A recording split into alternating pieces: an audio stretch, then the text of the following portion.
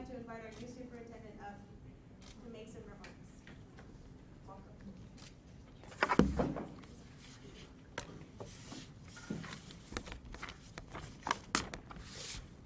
Good evening, President Martinez, Board of Trustees, and the great community of San Antonio. Thank you to the trustees for your vote of confidence. Today, let's set aside the obvious topic of my new role as the superintendent or my vision for the district. We'll have plenty of time to talk about those issues in the weeks ahead. Instead, I want to begin this journey by allowing you to get to know me, Jaime, the person, the human being, not the leader. 21 days ago, I stood here in front of you and told you that one of the reasons that I was looking forward to working here is because San Antonio is about familia, the family. With that in mind, allow me to introduce to all of you my family who's here with me today. Want to begin with my wonderful mom, who cannot stand because she tore her Achilles tendon, but she flew here in a wheelchair and she said, son, even if it means having permanent damage on my foot, I'm going to be there for you. So that's my mom, Margarita. Next to her is like a second mom, my aunt, her sister, Miriam. In the back in red is my great sister, my soulmate, Margarita too. Next to her is like a sister, my first cousin, Aneris. And then that young man over there is my anchor, my rock, Tom. And then in the front is Frances, who is my sister-in-law and lived in San Antonio for 20 years until December, where she made the mistake of moving to Austin. And her daughter, Emily. Thank you. Thank you for being here. My family represents the foundation of who I've become in my life. Thank you for helping me grow and flourish. At my announcement, I said that while I will be your superintendent, that's mainly a title. My true calling has always been that of a teacher. So as an elementary teacher, today I urge you to listen as I read from one of my favorite children's books. And I do this to honor and celebrate all of our teachers during Teacher Appreciation Week. I thank each and every one of them for their service. And I always want them to remember that the gift of their teaching is a gift that will last a lifetime. Given that yesterday was also National Principals Day, I also want to honor our principals, who are teachers of teachers. And to them, I tell you, your leadership matters. And the book that I am going to share with you is called I Will Make Miracles. So I want to begin by, this part is mine, not from the author, that what if you could make miracles, Board of Trustees? What would you do? And I encourage any of you to share. If you could make miracles, what would you do? Trustee Sorensen? Oh, I'm sorry, that's President Martinez's row, not mine. Sorry. I will start first and then I'll go with you. Yes, absolutely. But if I could make miracles, I would make sure that every child had one caring adult in their life. Trustee Sorensen. If I can make miracles, I would make sure that every family had housing, food, healthcare, and enough income to be secure and provide for basic quality of life.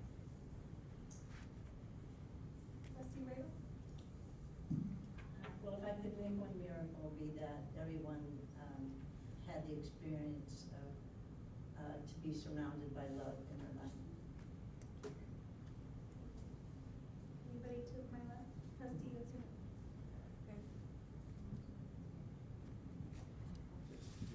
If I could make miracles, it would be that every one of our children had the power to dream, to have an aspiration, to feel emboldened by their dreams.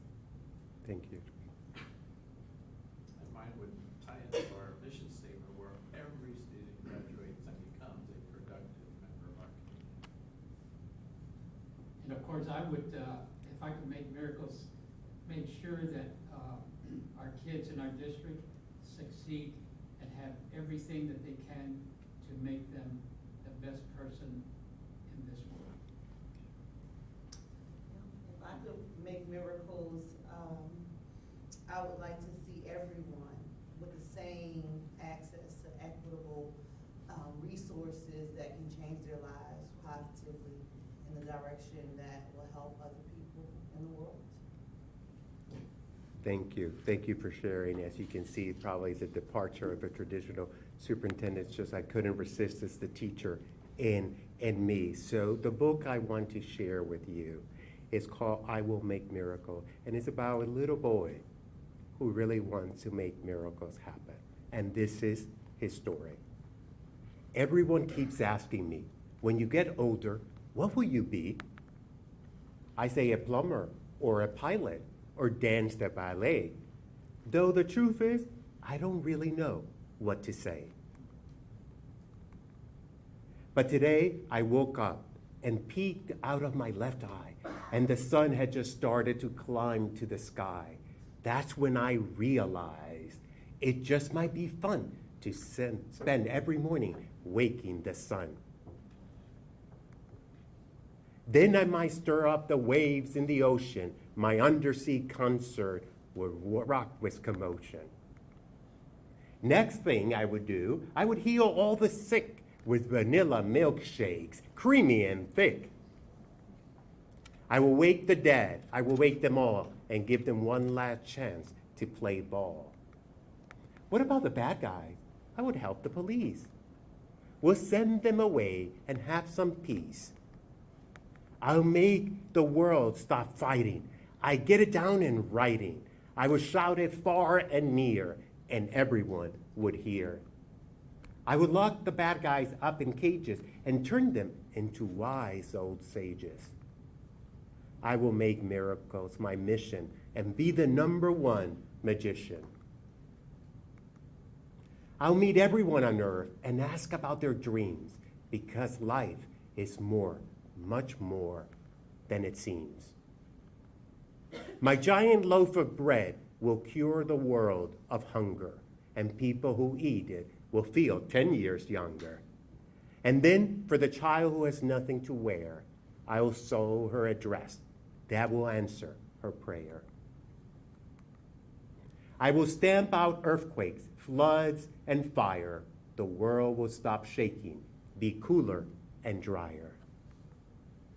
I will stretch out our days and our nights to feel longer, so everyone has enough time to grow stronger.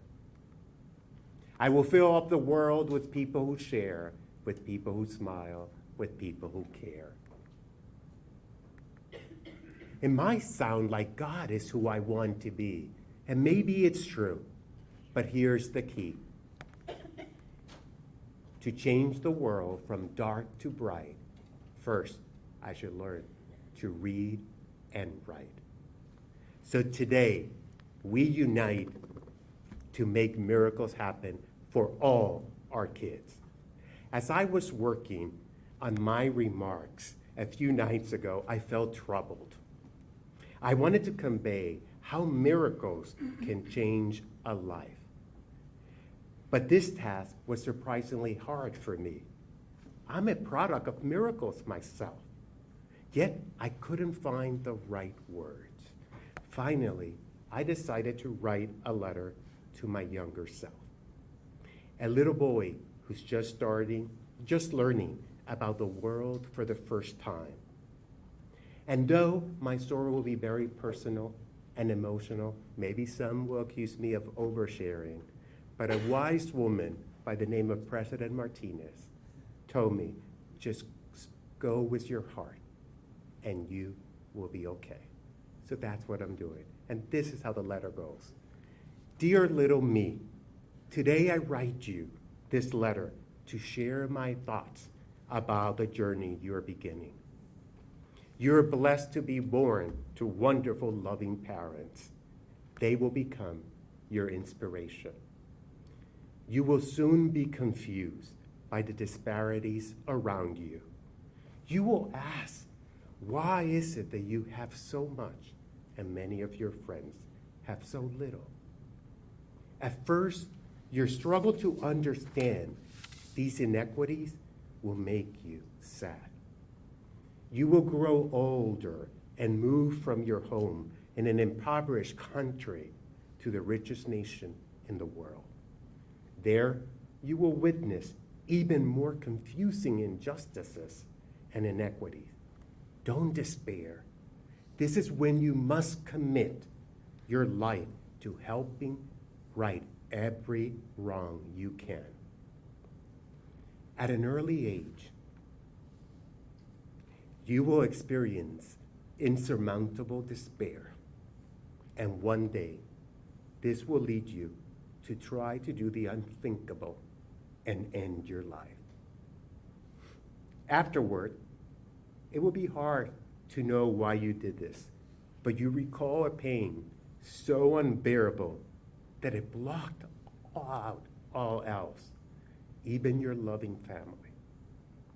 For the rest of your life, you feel guilt over the pain that act cost your parents. Imagine your mom sitting in the hospital thinking, is he going to make it? They will forgive you, so you should forgive yourself and trust that God saved you for a purpose. Use this experience to ensure that others find meaning in their lives.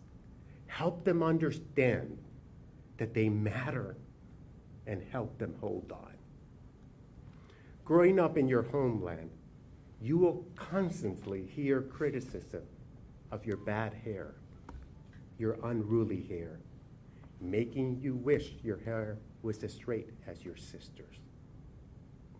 When you're of marrying age, some will suggest mejora la raza, or improve the race by marrying someone lighter skinned. You will know the disappointment of race being a factor in the failure of one of the leaders you most admire when he runs for your homeland's presidency. Perhaps the reason he didn't win was because he was black. But when you reach your new country, you see the first black president elected to lead the most powerful nation in the world.